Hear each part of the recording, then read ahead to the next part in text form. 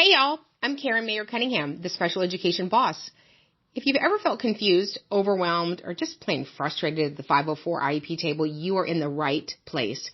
Every week, I'm breaking down the rules, the rights, and the realities of special education so you can walk into meetings informed, empowered, and ready to make real change. And whether you're a parent, a teacher, an advocate, a school-based member, or somebody who's just trying to do right by a student, this podcast gives you straight talk, real answers, and tools that you can use immediately. I'm not here to play politics. I'm not here to play sides. I'm here to train people who sit at the table and teach you how to follow the law, ask the right questions, and protect the rights of students. So go ahead and hit subscribe, share this with a friend, and you know what? Meet me back here every single week. We're not just talking about change. We're making it. Because when you know better, you do better. And when we get it right for the child, we get it right for everybody. Hey, you guys, welcome. Karen Mayer Cunningham, special education boss, training everyone that sits at the 504 IEP table to navigate and negotiate successful student outcomes. So we are excited to answer your questions, all things special education, all things requirements, regulations, duties, obligations, and responsibilities. So, have you guys all been good in the month of April? You haven't gone to jail? You haven't made any ugly faces in an IEP meeting? You're collaborating? I had somebody send me today, meeting norms. Where you live, do you have meeting norms? You know, it says stuff like, nobody will attack anybody. We will all be nice. Isn't that weird? I don't sit in any other business meetings that say we don't attack people. Don't say stuff that makes people cuckoo, and there shan't be any attackage. All right, so you guys just put your questions in the chat, and we will go from there. Boss, already several people. When is your next live two-day intensive? The two-day intensives are live June 7th and 8th and July 19th and 20th, just outside of Orlando, Florida. It's going to be fantastic. Awesome. How do IEP plans work in grad school? They don't. An IEP is for a student with a disability between the ages of 3 and 22 in a public school. Can my child have a 504 and an IEP at the same time for different things? No. The contents of a 504 would nestle inside of an IEP. So they would be a behavior plan, any counseling, and all of your accommodations. So your accommodations are your civil right, and of course that exists inside of an IEP. Can a school create executive functioning classes for my son? Can they create an executive functioning class? Can they? I've never heard of an executive functioning class. And here's the thing. Executive functioning, probably one of the hardest things to teach because there's an innate deficit and fluid reasoning, automaticity. So I just really caution people in a gentle German-Irish way. I don't see a lot of gains in that area. I certainly see gains in teaching kids life skills and probability, but it's executive functioning is something, unfortunately, most kids learn by experience, not intuitively. How can I get accommodations in higher education? You would go to the disability office of your higher education location and say, show me the accommodations. Should ESY be offered during holiday breaks or just the summer? So ESY is delivered during the summer. Nothing is offered during the holiday breaks. That's why it's called the holiday break. Okay. Who can legally write a 504? Can a teacher without a degree write one with the director supervising?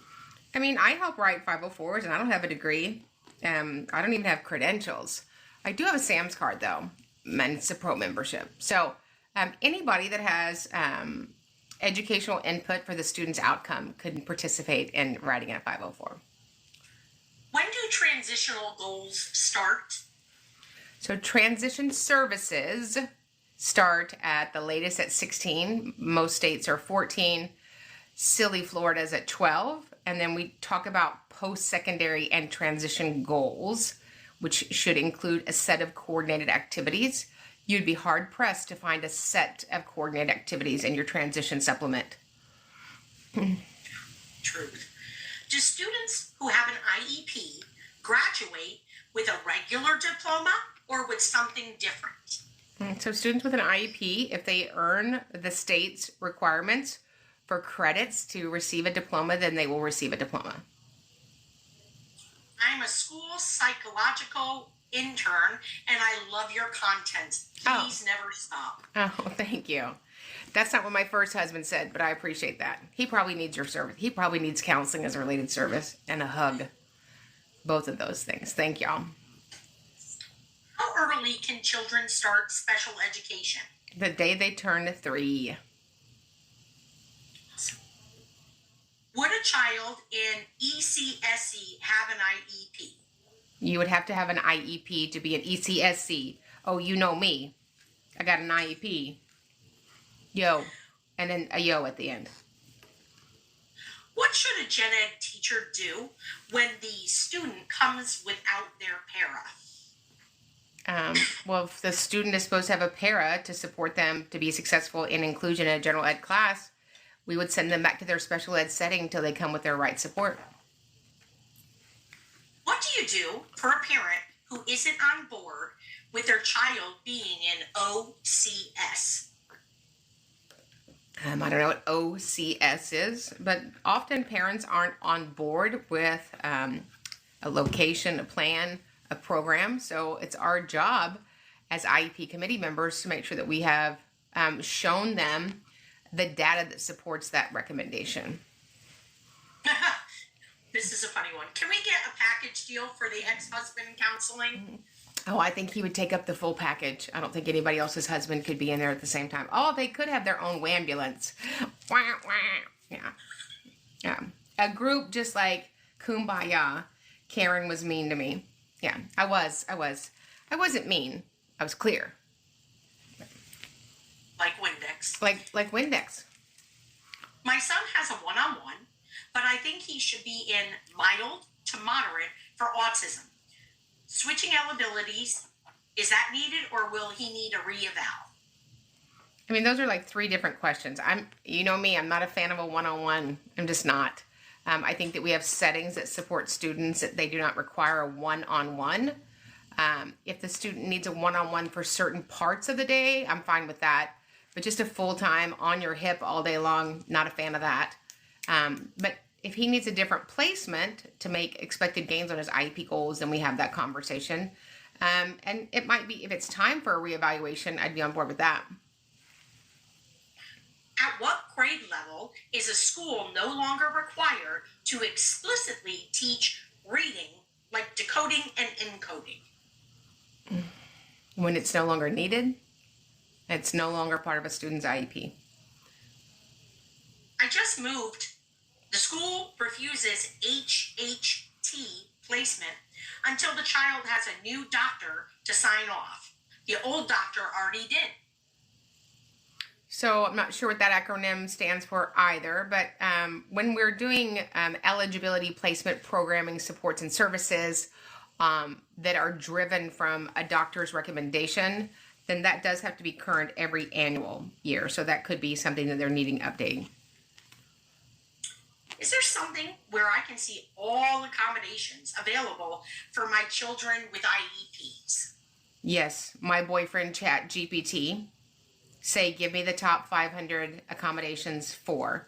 There's no end to accommodations. We're accommodated all day long. I am accommodated in this white leather chair. I am accommodated because I have my papers on a desk. So accommodations are endless. You don't want a bunch of accommodations. You want accommodations that changes the student's outcome.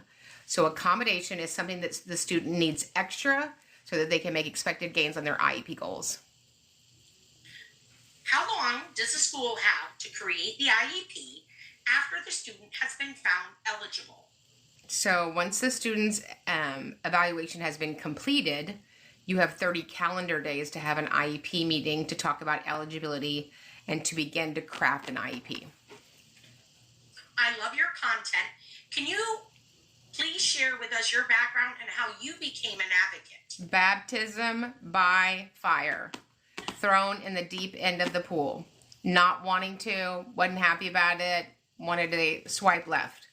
So I had a son that became eligible for special ed services when he was 3 with autism and a speech impairment. He turned 3 in the summer. I bought him a Lion King backpack because that's the kind of good mother I am. And I sent him across the street because the teachers know everything. Schools are ridiculously amazing. And within a month of him being there, the teacher had called Child Protective Services on us because he rocked all day and she was sure I was doing something awful. Well, I don't know if you've met me. That wasn't a good idea on her part. So I let it go because I'm forgiving like that one time. And thought we were going to work it out. And then 4 months later in January, the same teacher called Child Protective Services again because she's a very smart teacher and she knew everything and, I don't. So then I drove my behind down to the Child Protective Services office. Listen, don't do anything I'm telling you. I'm just telling you my story. It's my testimony, not a testimony. All right. So I drove down to the Child Protective Services office and I was dragging my box of papers. You guys know how you have your box of papers. And I wanted to see my CPS. I said my CPS case manager. Not really your case manager. And I walked in that room and that 22-year-old girl was the first person that had ever given me a resource in special education. And it's so terrible that we won't even let teachers give parents resources for agencies and entities that can do wraparound services. And so she gave me a card for MHMR in Travis County. And that was the first person that went with me to IEP meetings. And I just sort of made it up as I went. Shocking. We spent a lot of time in the hall when IEP meetings got rough. I was just like, we're going to take a break. We're going to go stand in the hall. And she's like, why are we standing in the hall? I'm like, I don't know. I saw it on TV one time. And then I just became obsessed with the law, obsessed with these kids, obsessed with these families. This is so easy to figure out. We have this law and it says we do this and then kids can do this and easy peasy, fresh and squeezy. And that was not my experience in 1996. And it has been my experience all the way forward to 2025, which is why I'm always going to stand up for kids with disabilities, whether you like me online or don't like me. It doesn't bother me a bit. I am not doing this for you. I'm doing this because this is the call on my life. This is my ministry and my life's work. And I will do whatever it takes to serve kids at the highest level, make sure teachers get support and information, and give parents hope in a future. What is the difference between an FBA and a BIP? They're different acronyms. Wah, wah. Sorry. So an FBA is a functional behavioral assessment. So it's an evaluation hopefully done by professionals to try to determine why are we having these behaviors, what mitigates them, what do we know that doesn't mitigate them, what could we build on to teach a child a different behavior. And then based upon that information, depending on the acuity of the behavior, then it might rise to the level of needing a BIP, a behavior intervention plan. And so that's a plan in place that's higher than a general ed teacher would do solely with her training. And then we're working on targeted behaviors to mitigate them and to teach a replacement behavior because the child's behavior is impacting their learning or the learning of others. Boss, on a pre-K aged IEP, they were told they were not allowed to check the box behavior impacts learning. Is this legal? Well, that means they wouldn't talk about LRE. It's the number one statement in LRE. Does the student's behavior impact his learning or learning of others?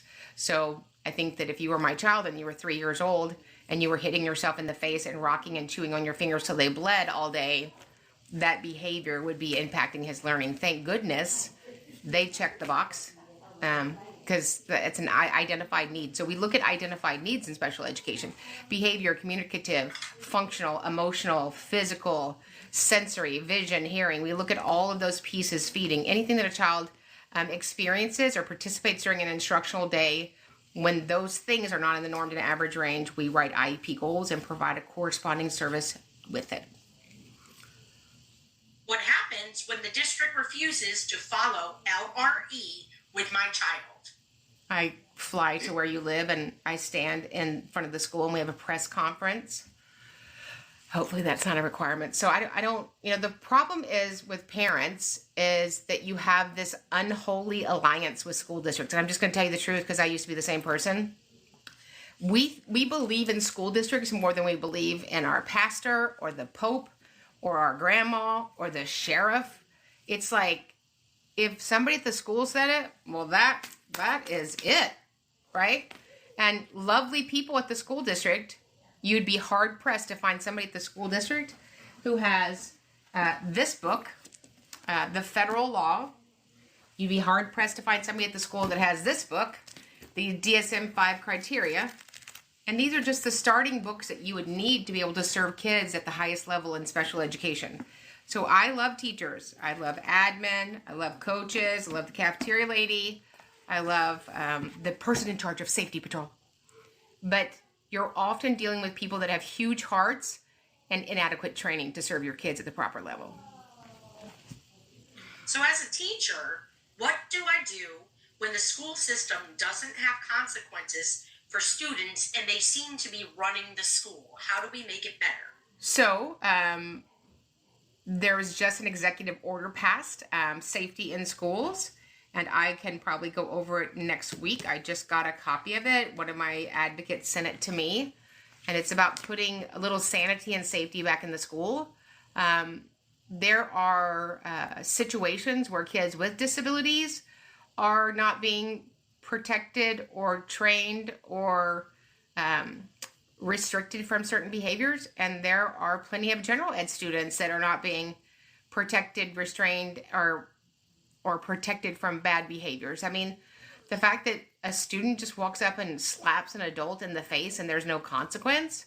So hopefully I believe that this new executive order will bring some sanity back in schools. When I went to school, if you acted like a banana head, you got a response. Not only did I get a consequence from the principal, but I promise you I got a response from my parents when I got home.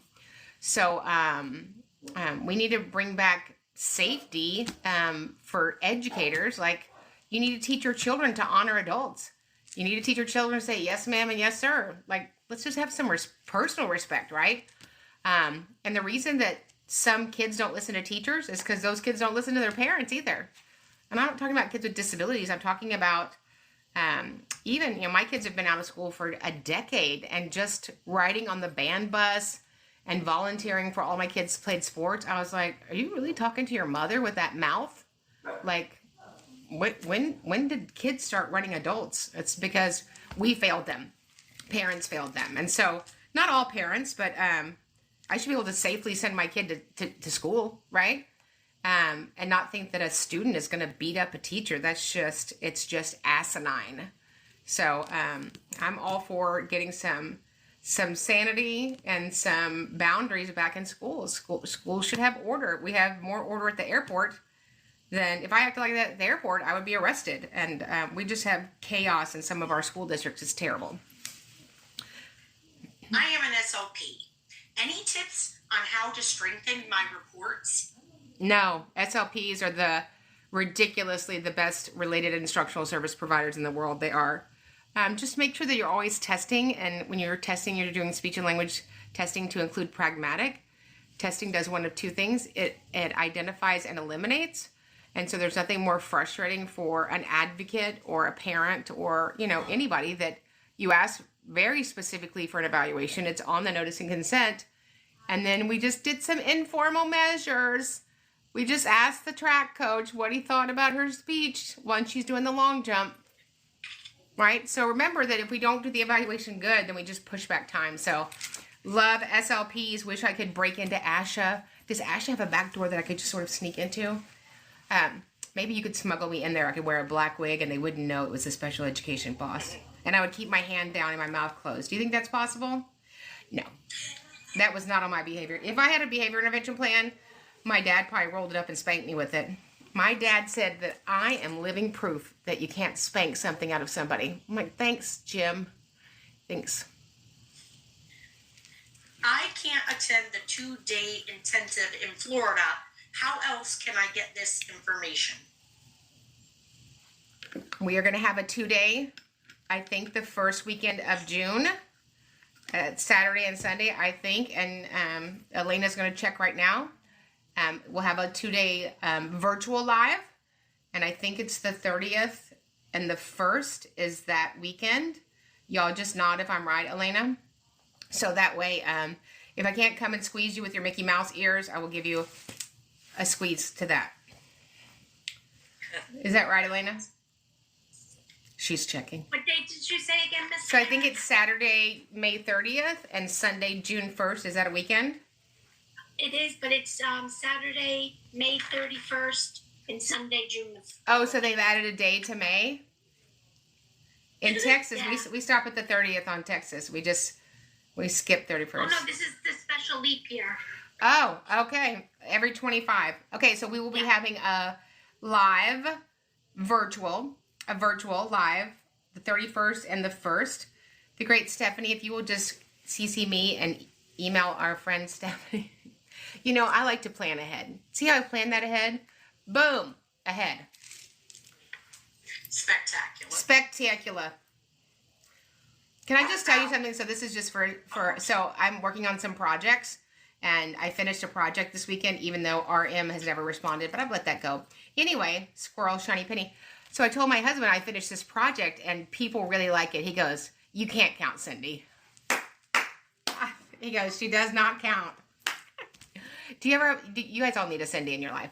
Cindy, I could fall and knock over all of her crystal and, you know, slice open her brand new couch, and she would be like, "I'm so glad you're here." So everybody needs a Cindy. While I help you up. While I help you up and get you a snack.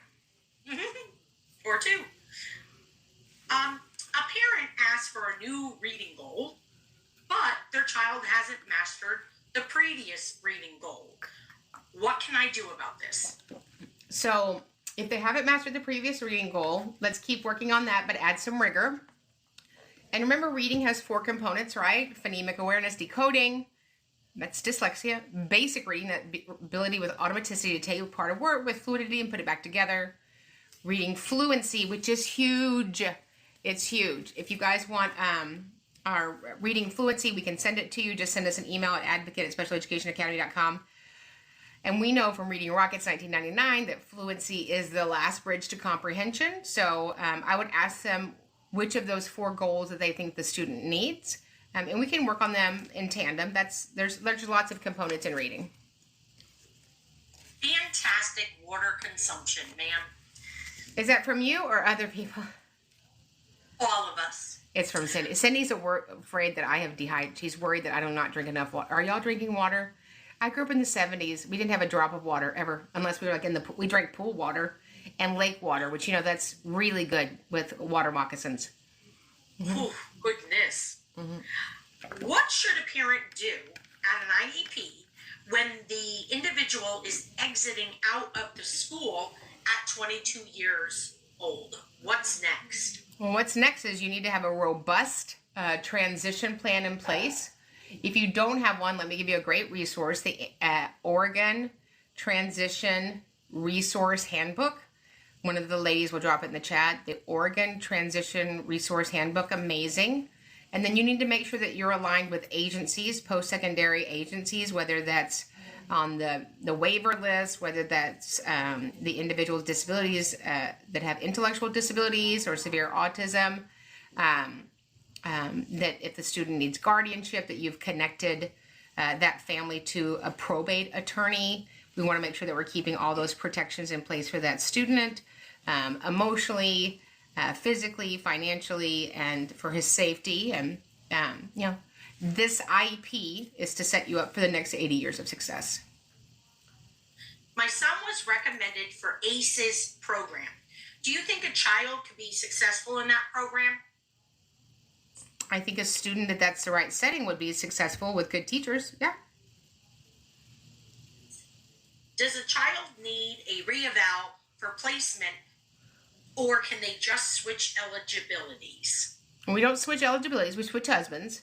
But you got to get rid of them the same way you got them. So if there's a new eligibility, we're charged with doing educational assessments. We can certainly have, you know, an indicator from a doctor or somebody else that drives that or triggers child find. But we don't just switch. Do schools have to provide SPED support in science? If there's an educational need in a content area, we provide support. I could have used some educational support in science. Miss Huffman didn't like me, but we're friends on Facebook. She said, "Do you ever shut up?" That's what she said. Can you believe that somebody would say that to me? Shocking, isn't it?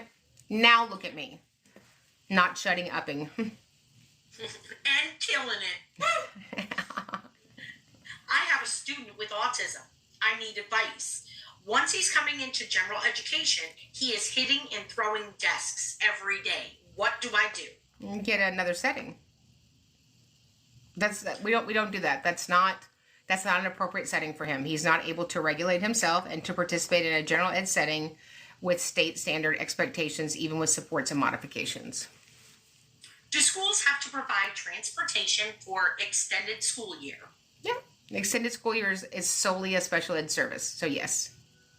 Now, if you're going to stay at, Aunt Mary's for the summer, or, dad who lives 100 miles away, then no.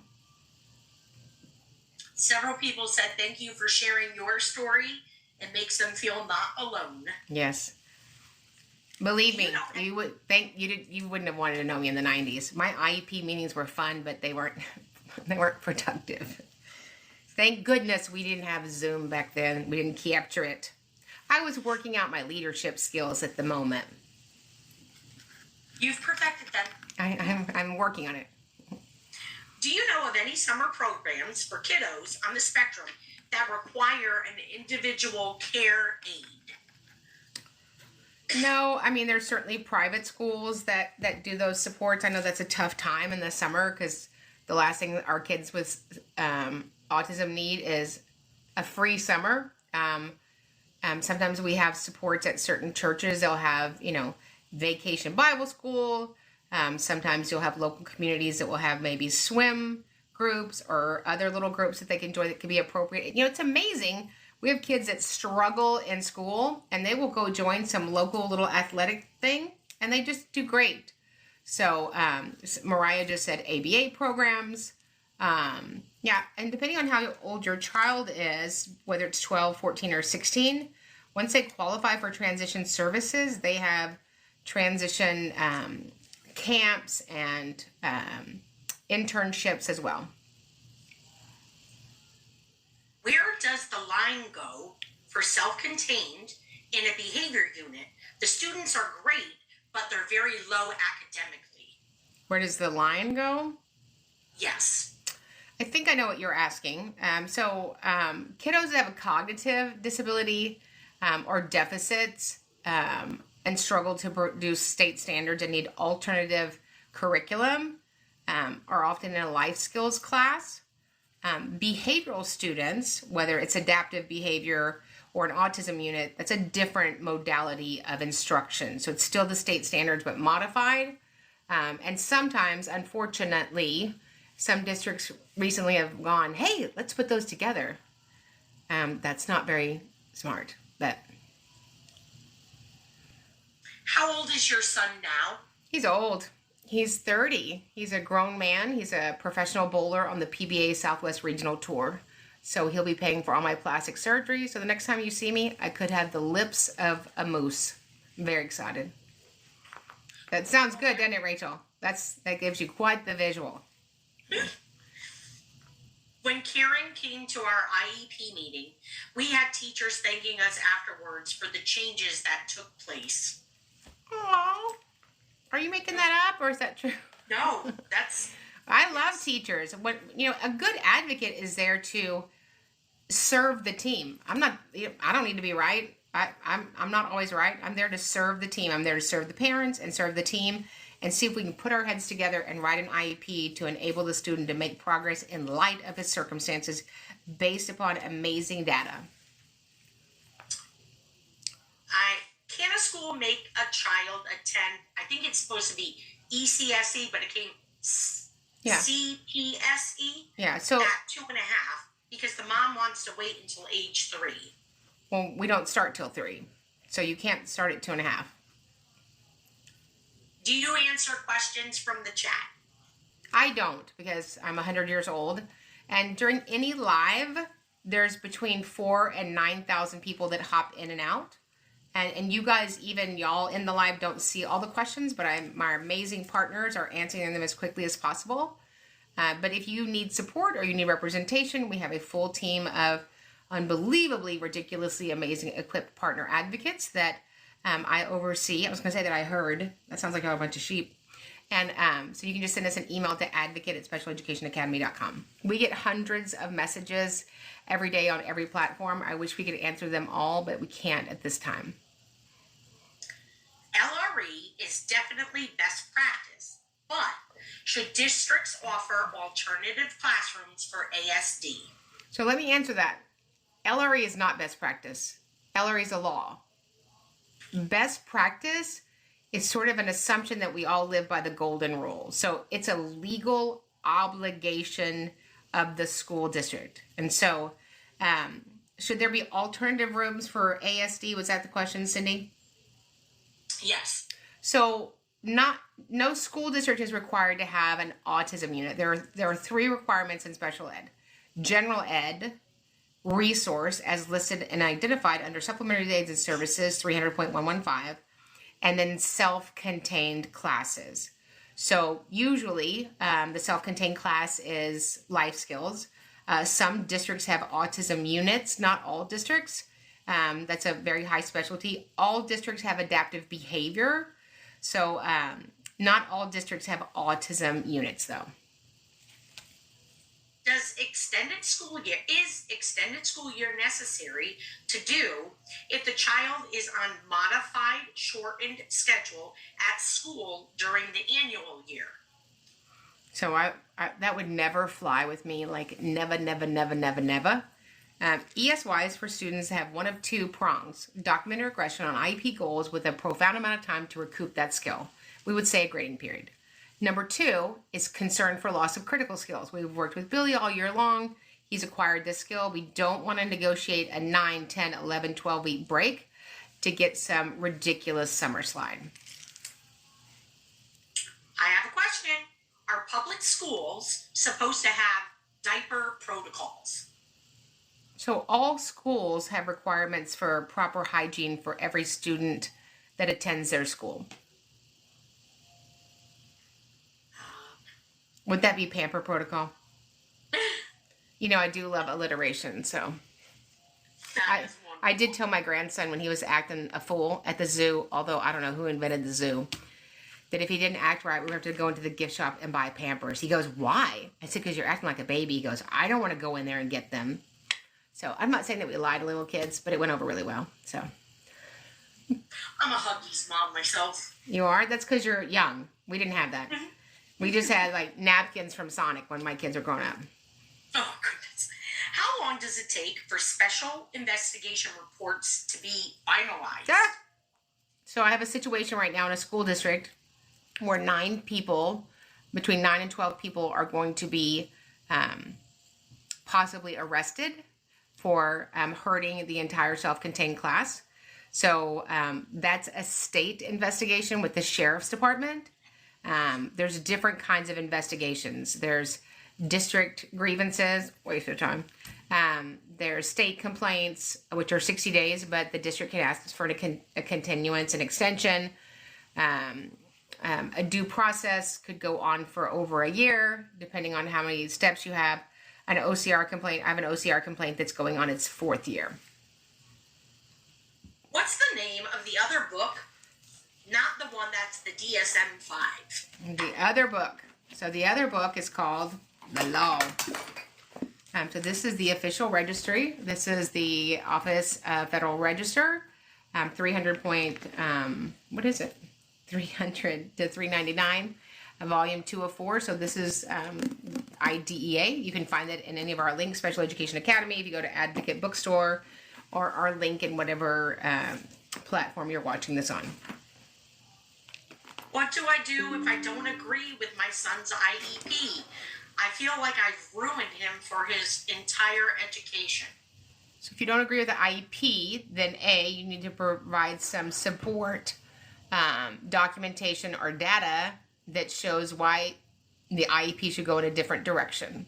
And if you still don't agree with the school, then you need to exercise your procedural rights and move forward with next steps, whether it's a state filing, a mediation, due process, or federal complaint. Does Karen answer the questions on her live? Oh, well, I'm Karen, so I'll go with yes. Okay. Yeah. Is there another Karen back there? Do you have a Karen somewhere? They're not ready to be a Karen. Like, Karen is a full-time job. I mean, I'm trending. It's a lot. Okay. Let's see. We just did the books. Is IEP in special education being taken from each school? I'm not trying to understand that. It's not taking. So let me just talk about a couple of things. So I'm just going to hop over on this education, federal, all this. There is nothing in the Constitution that says you have a right to an education. I know y'all are going to all be up in your feelings now. It's okay. That is a state from an amendment to number 10 in our Constitution. So education is a state thing, but IDEA, the Individual with Disabilities Education Act, which started out as the Educating All Handicapped Children Act, December 2nd, 1975, is a federal act. It was around before the Department of Education. The Rehabilitation Act of 1973 was around before the Department of Education. The Department of Education came to be from an executive order from Jimmy Carter. So the federal entities that are housed in the Department of Education are going to other locations, which will either be in HHS, DOJ, which me and Stephanie are pulling for. So they'll just be moved to another entity if the Department of Education is no longer an entity. Is it possible to get reading and math help outside of the school hours covered by the IEP? I mean, if you have a settlement, I'm not a fan of kids going to school after school. Not a fan of general ed students, definitely not a fan of special ed students. We have no data to support that information going into a special ed student or even a regular ed student after the instructional day has meaningful benefit. Often we are watering concrete. So if the student needs something, let's put it in their IEP. Help me, please. I have an ASD student whose hands are so chapped they won't keep the bandages on and blood is everywhere. The parent refuses to pick the child up. What do I do? I mean, if a child was bleeding in my room and the parent wouldn't pick them up, I would call Child Protective Services. That's what I would do. Let's see. Somebody saying sanity and safety back in school with a smiley face. Yes. Okay. I'm being told that an FBA and a BIP is only for violent behaviors and not work avoidance. Okay. Well, you are the recipient of misinformation. You have been a witness to a crime. Ma'am, we don't say that. Yeah. What happens in special education if the teacher doesn't provide minutes but pushes it off on the para? Then you have not delivered the codified IEP. 15-year-old with an intellectual disability, 3rd grade, pulled from ALE to the general education. I don't agree with it. What do I do? You would, if you, I don't know who you are. Are you the parent? Are you the teacher? Are you, who you be? Good question. Yeah. It starts with user 5132, just in case they answer. Okay.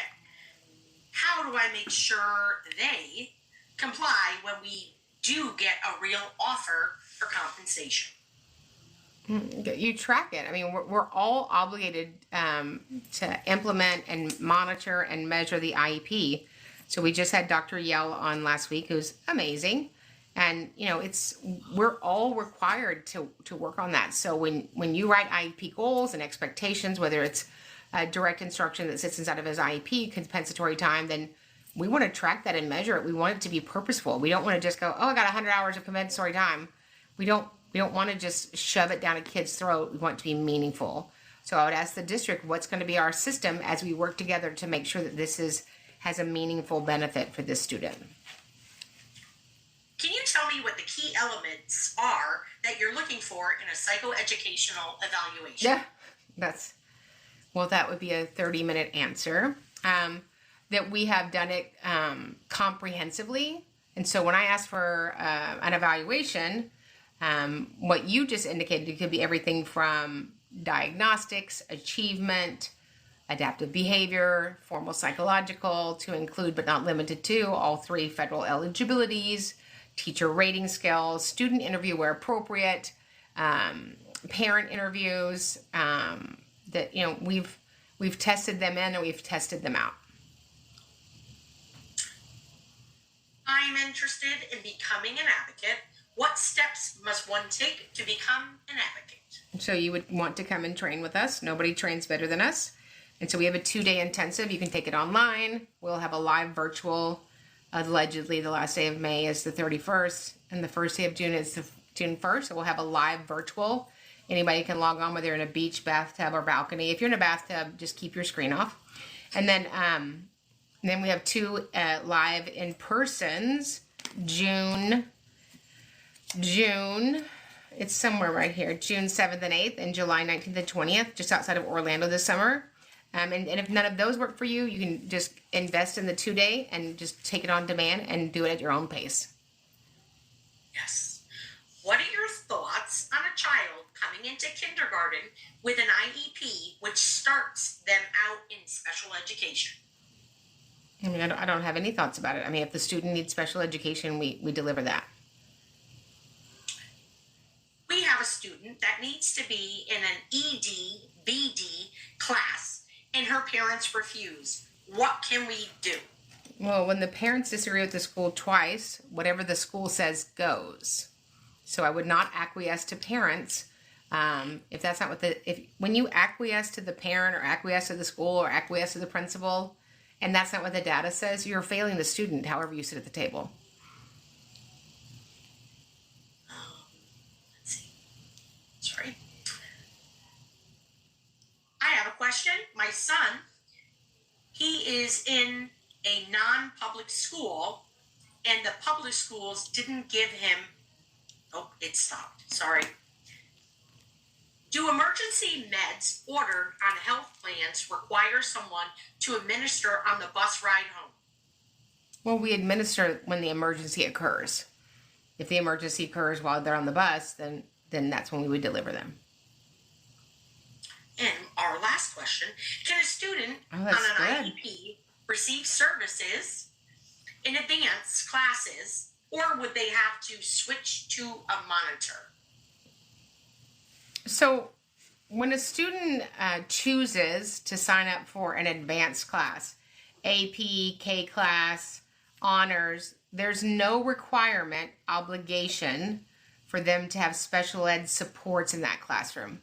Certainly they could still have, routine accommodations, but you have to realize that IDEA is based around access to general education curriculum. So this is a very big rub that I have with my clients because I am trying to tell them about the pros and the cons. And parents are very excited about their kid being in advanced classes. I have no idea why. No idea why. I mean, I know because that makes the parents feel good. It makes the kids feel good. Let's just let them go to school and not make them, college graduates at 11. But that's a conversation for another day. Thank you, Rachel. And so I'm not a fan of special ed students being in advanced classes.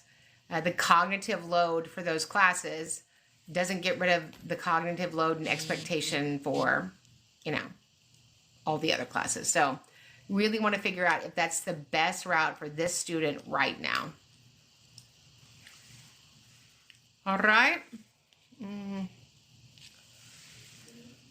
How can you have access when no one teaches you how to use an FM system for class? Oh, I would talk to the audiologist. There should be audiology services in the IEP. Sorry, I skipped ahead. I'm not allowed to do that. So if you guys have more questions, you can always join us at Special Education Academy. We are live every Monday night at 8 p.m. Central. You can join the Academy for a monthly investment of $97. Gives you access to 4 billion hours.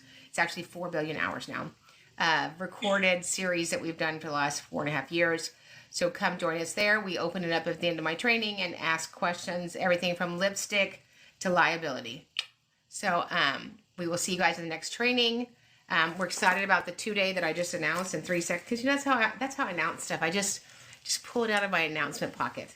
So you're going to make it. I know May is bumpy, but just remember, remember, it's about the kids. So love you guys. If you need anything, let us know. Advocate at specialeducationacademy.com. And remember, when you get it right for the child, we get it right for everybody.